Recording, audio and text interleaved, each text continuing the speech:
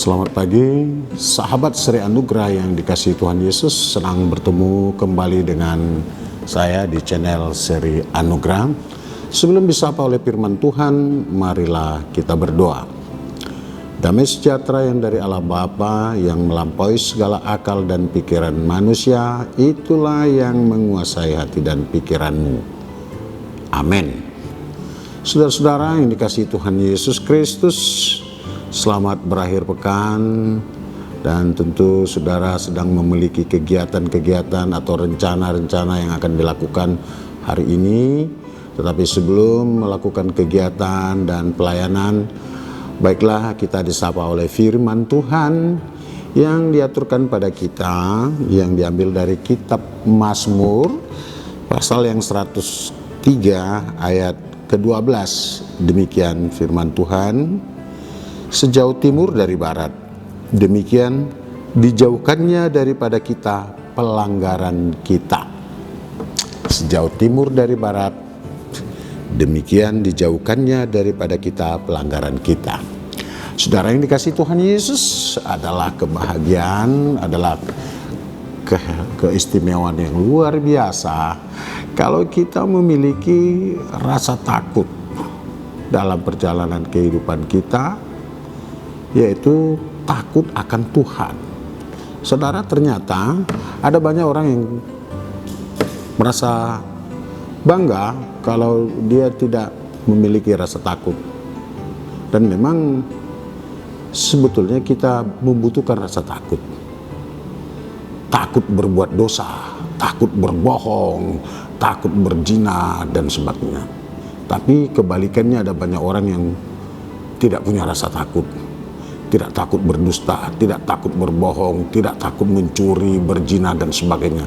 Ini adalah sesuatu yang sangat-sangat luar biasa, yang tentu menyakitkan hati sesama, merusak tatanan pergaulan kehidupan, tapi juga melukai hati Tuhan.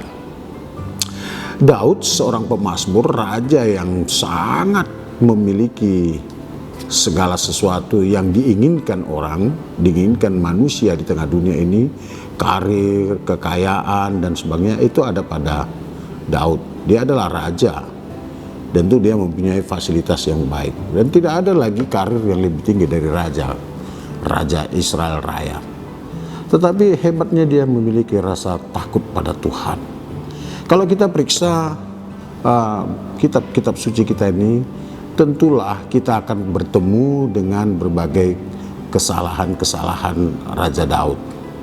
Di antaranya yang sering sekali menjadi pergunjingan, atau katakanlah yang selalu diingat oleh banyak orang, ketika dia mengambil istri Uria, pasukannya, dan itu tentu dengan jalan yang tidak benar, dan itu menyakiti hati Tuhan.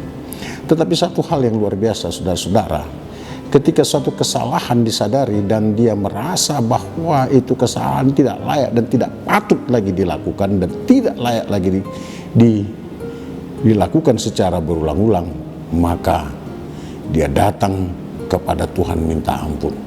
Dan tentu ada banyak kesalahan-kesalahan lain. Saudara dan saya adalah orang-orang yang sering melakukan kesalahan.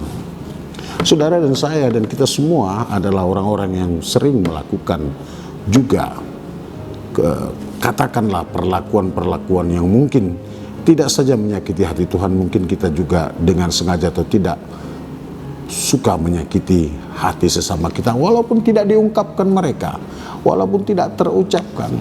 Tetapi saudara, sebagaimana mereka, kita juga sering menyimpan rasa sakit hati dari perlakuan orang lain, menyimpan satu katakanlah sungut-sungut terhadap perlakuan orang lain. Ini satu hal yang sangat konkret dalam kehidupan kita. Saudara-saudara, terhadap sesama aja kita sering melakukan hal-hal yang tidak baik, apalagi kepada Tuhan. Kebohongan dan sebagainya, menyakiti hati sesama, itu juga adalah satu kesalahan di hadapan Tuhan dan juga melukai hati Tuhan. Pertanyaannya adalah, apakah kita mau mengakuinya? Apakah kita mau berhenti dari hal-hal yang seperti itu? Daud datang dengan menyesal. Maka di atas ayat ini kita bertemu dengan kesaksiannya yang mengatakan, ya, di ayat 8, Tuhan Allah penyayang dan pengasih, panjang sabar dan berlimpah kasih setia. Tidak selalu ia menuntut dan tidak untuk selama-lamanya dia mendendam. Tidak dilakukannya kepada kita setimpal dengan dosa kita dan tidak dibalaskannya kepada kita setimpal dengan kesalahan kita. Saudara, kalau ada orang lain yang kamu benci, celaka, mungkin kamu akan mengatakan, tuani atau syukurin, biar tahu rasa lo. Tapi Tuhan mengampuni kita. Dia tidak melakukan seperti itu. Itu artinya adalah sesuatu yang tidak baik. Dendam hanya akan membuat dirimu terkurung oleh rasa sakit hati dan engkau tidak akan menjadi saluran berkat. Dengki adalah sesuatu yang membuatmu susah dalam perjalanan hidupmu. Tuhan sudah memberikan pelajaran. Dia datang menyelamatkan kita dalam diri Yesus Kristus dan tidak bertanya apa dosamu. Tidak bertanya apa yang engkau lakukan. Dia tahu kamu butuh pengampunan. Dia tahu kamu butuh kasih sayang. Dia berikan itu dan dia tidak ungkit lagi kesalahan. Dan dia tidak pernah mengungkit kebaikan yang diberikannya kepada kita. Saatnya kita meneladani itu.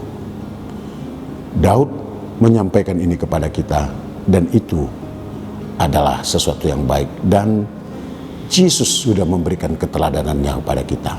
Saatnya engkau dan saya, sahabat seri anugerah, berbagi anugerah itu. Hentikan sakit hati terhadap sesama. Hentikan dendam terhadap sesama. Hentikan dengki terhadap sesama. Dendam, iri, dengki adalah penjara bagimu yang membuat engkau akan selalu tersiksa dan gelisah dalam hidupmu. Saatnya mendengar Tuhan Yesus mengatakan, mari kepadaku, dan berikan itu kepada dia. Dia akan mengampunimu dan dia akan menyelamatkanmu. Saudara, Yesus tidak mengungkit kesalahanmu. Yesus tidak mengungkit kebaikannya, tetapi dia terus memberikan anugerah. Maka ketika engkau membuat kebaikan, jangan jadikan itu modal untuk menguasai sesamamu. Ketika engkau memberikan rupiah atau sen atau apapun kepada sahabatmu, jangan jadikan itu modalmu untuk memenjarakan dia agar turut kepadamu. Tapi biarlah itu menjadi bahagian dari kasih Allah terhadapnya, engkau menjadi salurannya. Sahabat, selamat menabur kebaikan. Selamat menjadi saluran berkat. Tuhan Yesus mengasihimu. Amin. Terima kasih Bapa buat kasih sayang. Ajari kami untuk takut kepadamu, takut dalam pengertian tidak lagi hidup dalam kehidupan lama yang dikuasai dendam, sakit hati, permusuhan dan sebagainya. Tapi biarlah kami keluar dari sana oleh karena anugerah, kasih sayang dan penebusan daripadamu. Terima kasih Tuhan Yesus. Biarlah engkau semakin bertambah, biarlah engkau semakin dimuliakan. Amin.